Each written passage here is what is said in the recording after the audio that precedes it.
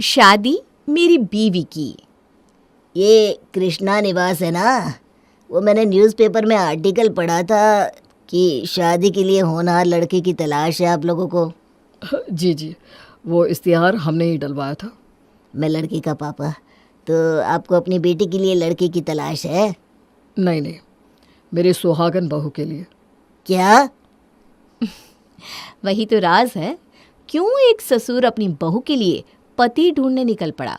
तो चलिए शुरू करते हैं आज की कहानी, शादी मेरी बीवी की। शादी के पहले मॉडर्न लगने वाली गर्लफ्रेंड शादी के बाद कब पतियों को गंवार लगने लगती है पता ही नहीं चलता। और पता लगे भी तो कैसे?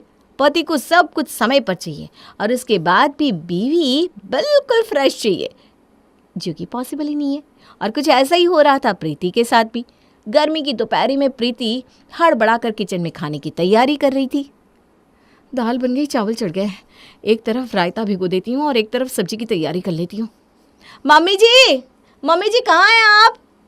अपनी सास को आवाज़ लगाती हुई प्रीति हॉल में आती है। सर पर आटा, हाथ में बेलन और पसीने से लथपथ साड़ी में अपनी बहू को इस हालत में देखकर श्वेता कहती है, हाय रे बहू, तेरा चेहरा तो देख तो सही, घमौरिया हो गई है। तो पहले बैठ थोड़ी देर पंखे के नीचे, ठंडी हो जा, फिर काम कर लेना। अरे कहाँ वक्त है ठंडी होने का मम्मी जी। विपुल ने कॉल किया था, रात को उनके ऑफिस के कुछ कलीग्स खाने पर आ रहे हैं। अगर कोई भी खाना उन्हें 19-20 लगाना तो आप तो जानती हैं उनका गुस्सा। आप ज़रा मेरे साथ रसोई में चलिए ना और दाल टेस्ट कीजिए और सब्जी बताइए ना मम्मी जी कौन सी बनाओ। एक पनीर की सब्जी बना लेती हूँ, लेकिन फिर दूसरी स्टार्टर्स भी कुछ रख लीजिएगा भाभी, वरना जिस हिसाब से भैया आजकल ऑफ रहते हैं ना, पता चला स्टार्टर्स को लेकर उन्होंने आपको कुछ सुना दिया। अरे बहुत अच्छा बताया दीदी आपने, स्टार्टर्स भी रेडी कर लेती हूँ और डेजर्ट भी तो रेडी करना होगा। डेजर्ट में खीर बना लूँ क्या मम्मी जी?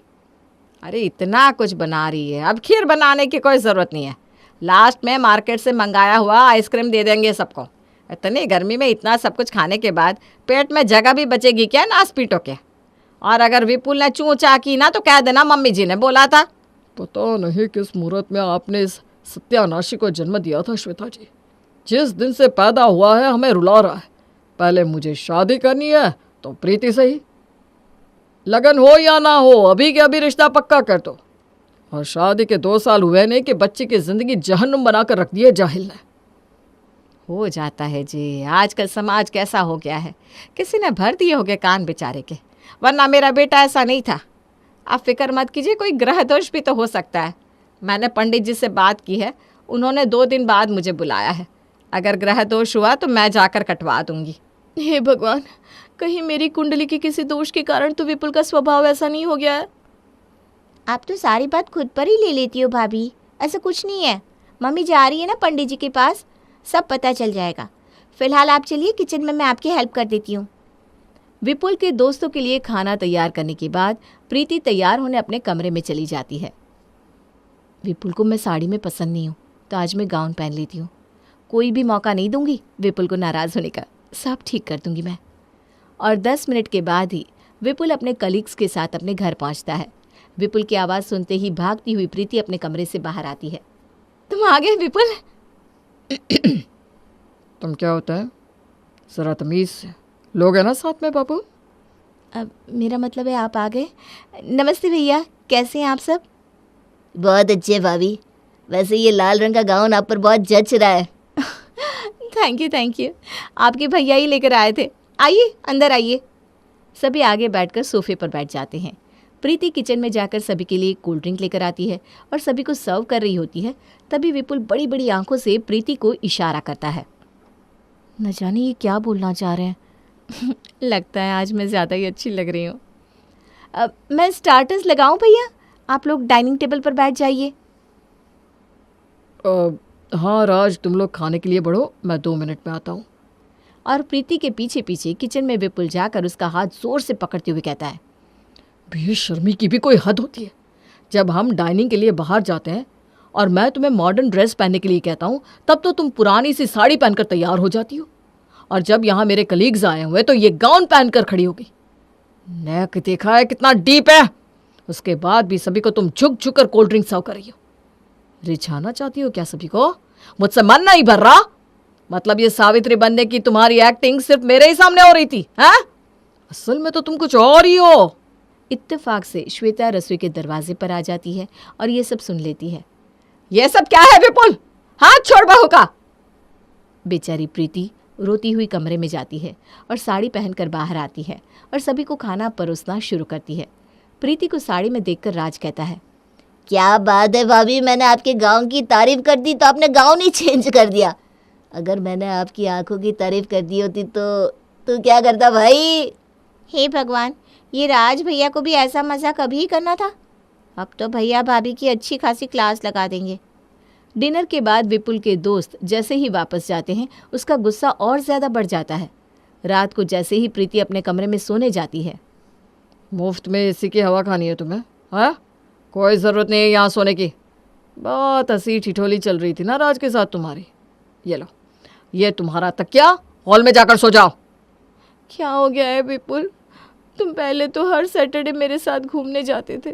तुम्हें हर वक्त तुम्हारी प्रीति अपनी आंखों के सामने चाहिए होती थी, पर पिछले 6 महीने से तुम पूरी तरह बदल गए हो।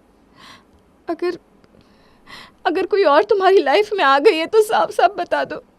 अच्छा, तो तुम्हें एसी की हवा खानी है। आराम से कमरे में बैठिए महारानी साहिबा, मैं बाहर जाकर सो जाता हूँ। नहीं तो आप तो मेरी शिकायत कर देंगी ना मम्मी से। और तकिया चादर लेकर विपुल कार में जाकर सो जाता है। कुछ ऐसी हो गई थी प्रीति की जिंदगी। कुछ महीने पहले तक जो विपुल प्रीति को अपने सर पर बिठा कर रखता था, अब वो उसे पूछ तक नहीं रहा था। 2 दिन बाद विपुल प्रीति के पास किचन में जाता है। एक ड्रेस लाकर कबर्ड में रखी है मैंने।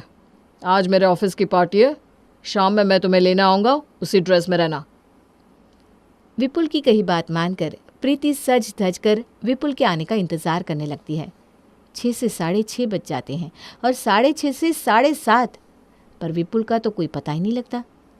प्रीति के साथ साथ प्रिया, सुरेश, श्वेता सभी विपुल को फ़ोन लगाने की कोशिश करते हैं, पर विपुल कॉल नहीं उठाता। और इसी तरह रात के 10 बज जाते हैं और सोफे पर ही प्रिया की आंखें लग जाती है। तभी दरवाजे से गुस्से में प्रीति प्रीति पुकारता हुआ विपुल वापस लौटता है। प्रीति, प्रीति, कहाँ हो तुम? आ गई तुम? अब चले? अब अगर ये तुम्हें ले जाना भी चाहे तो मैं तुम्हें जाने नहीं दूंगा बहू। मजाक बना कर रखा है इस लड़के ने। शाम के 5 बजे से बहू तैयार होकर बैठी है। कहाँ थे तुम? पढ़ दिए पापा के कान तुमने? इमरजेंसी आ सकती है किसी इंसान को कि नहीं, हैं? अरे भाई, जब तुम अपनी फ्रेंड के साथ घूमने अकेले जा सकती हो तो अकेले मेरे ऑफिस नहीं पहुंच सकती थी? कितनी इंसल्ट हुई मेरी। मेरा फ़ोन डेड हो चुका था और कार का टायर पंचर। मेरे कितने फ्रेंड्स की वाइफ अकेले आई थी। और इतनी समझदारी मैं तुमसे एक्सपेक्ट कैसे कर सकता हूँ? तुम्हें रसोई के बाहर की दुनिया दिखे तब ना। श्वेता ये सब कुछ सुनती रहती है पर कुछ नहीं कहती और अगली सुबह वो अपनी बहू के साथ पंडित जी के पास पहुंच जाती है। कितना भी पर्दा डाल लूँ मैं अपने बेटे के गुनाहों पर पंडित जी उसके गुनाह तो बढ़ते ही जाते हैं। और अभी तो और बढ़ेंगे जजमान। उसकी कुंडली में तो पूरी तरह इस विवाह के भंग होने के आसार दिख रहे हैं। और ये सुनते ही प्रीति फूट फूट कर रोने लगती है। ये तो अच्छी खबर दे दी पंडित जी आपने। अरे रो क्यों रही है बहू? अगर मेरे प्यारे बेटे की कुंडली में इस विवाह के भंग होने के आसार है तो अच्छी बात है ना। मैं तुम्हारे लिए अपने बेटे से भी अच्छा लड़का ढूंढ दूंगी। अगर वो मेरा बेटा है तो तू भी मेरी बेटी है।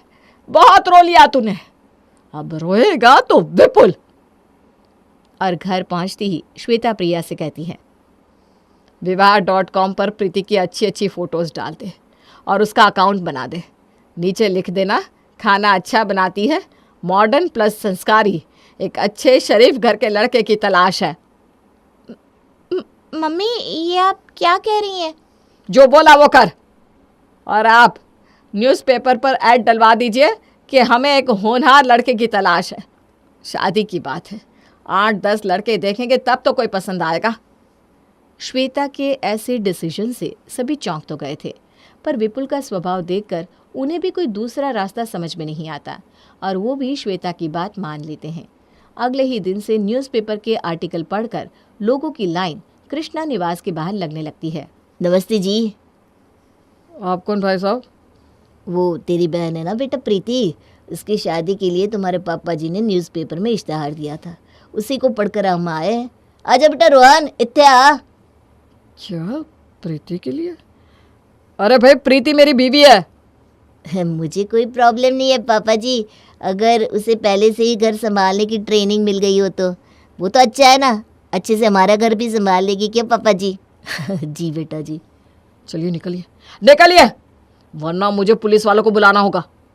अपने दरवाजे पर अपनी बीवी के लिए रिश्ता आता देखकर विपुल का तो दिमाग ही चकरा जाता है। वो फौरन सभी को आवाज़ लगाकर हॉल में बुलाता है।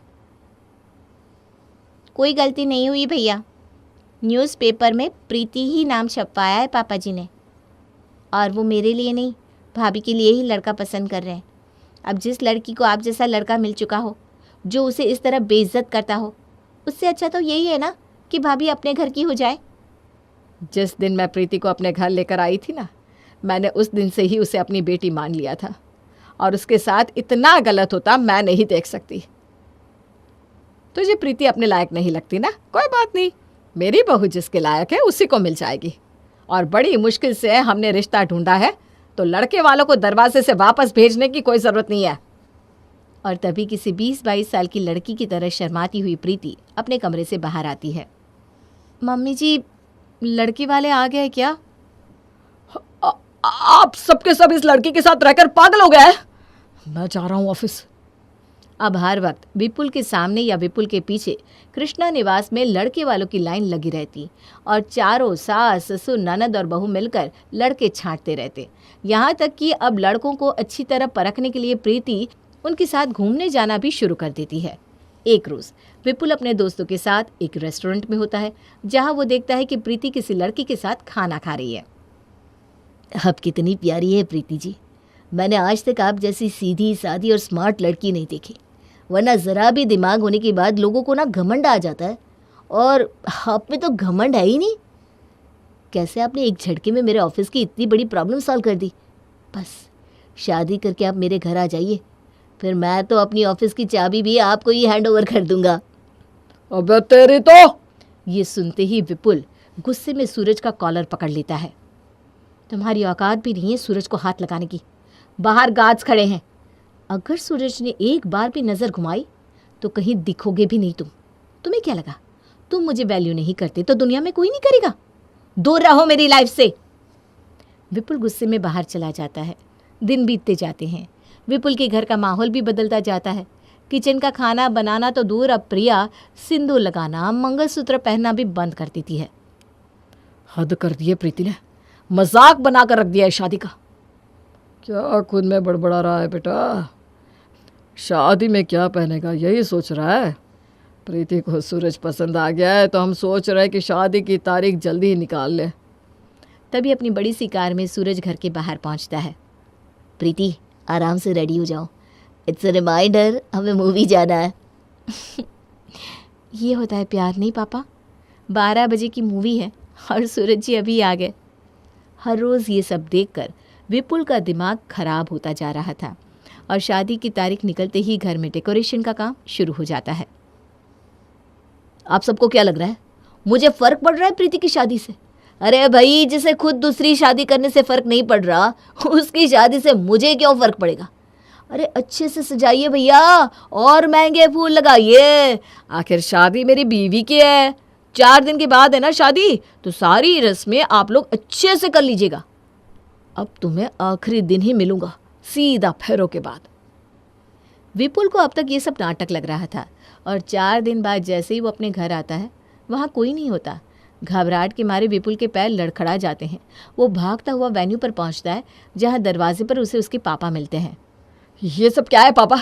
प्रीति वेड्स सूरज, अपनी बहू का हाथ आपने किसी और के हाथ में दे दिया पापा। आपको मेरे बारे में तो सोचना चाहिए, कितना प्यार करता हूँ मैं प्रीति से पापा।